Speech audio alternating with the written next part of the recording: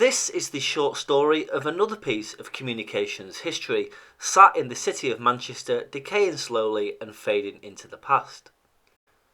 The building appears to be nondescript and quite scruffy, with its faded signage, broken windows and empty rooms. With the exception of a radio mast and two old antennas on the roof, which we'll come to shortly, there aren't many clues on what this used to be. However, it was another tiny piece in Manchester's vast communications jigsaw. It belonged to a cellular company known as Talkland, who was essentially a reseller for the Vodafone mobile phone network from the mid-1980s until the late 1990s.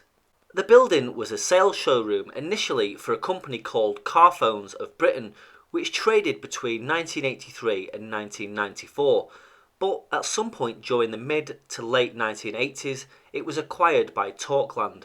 Talkland owned the site until July 1996, when Vodafone was buying up reseller businesses such as People's Phone and Aztec Communications. In December of 1996, Vodafone finally acquired the remaining two-thirds of Talkland that it didn't already own. Talkland was one of the United Kingdom's biggest resellers, with more than 400,000 customers. Its company headquarters were based in Banbury in Oxfordshire, and it had a staff of nearly 600. When UK mobile phone licenses were granted in the mid-1980s, network operators were not allowed to sell directly to the customer. Reseller companies were created, such as Martin Dawes, who had massive success, and of course Talkland.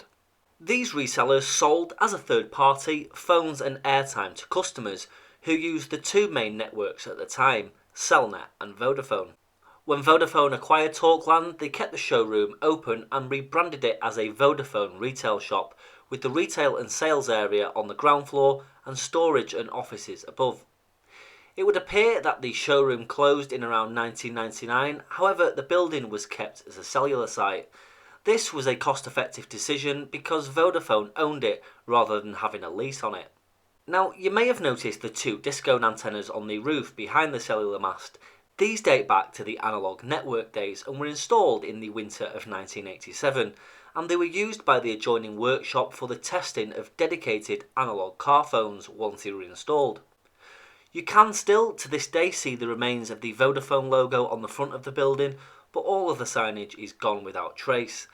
Now, there isn't too much information or branding online about Talkland anymore, but I've recreated the original logo from low-res photos for you to see. There are also no photos of the Talkland or Vodafone showroom inside or out from back in the day, unfortunately.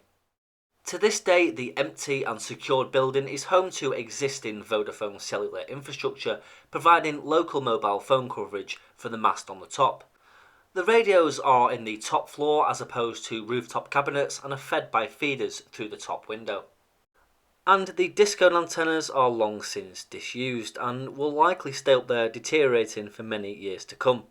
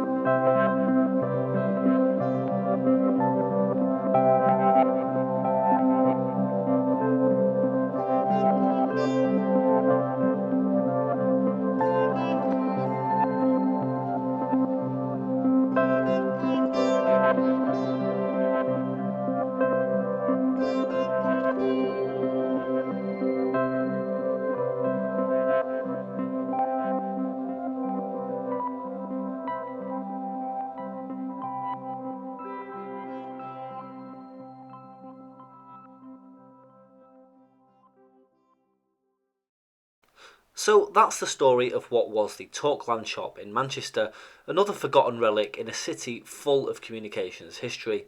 If you have any memories of Talkland, the shop, or anything relating to it, then please leave me a comment in the box below.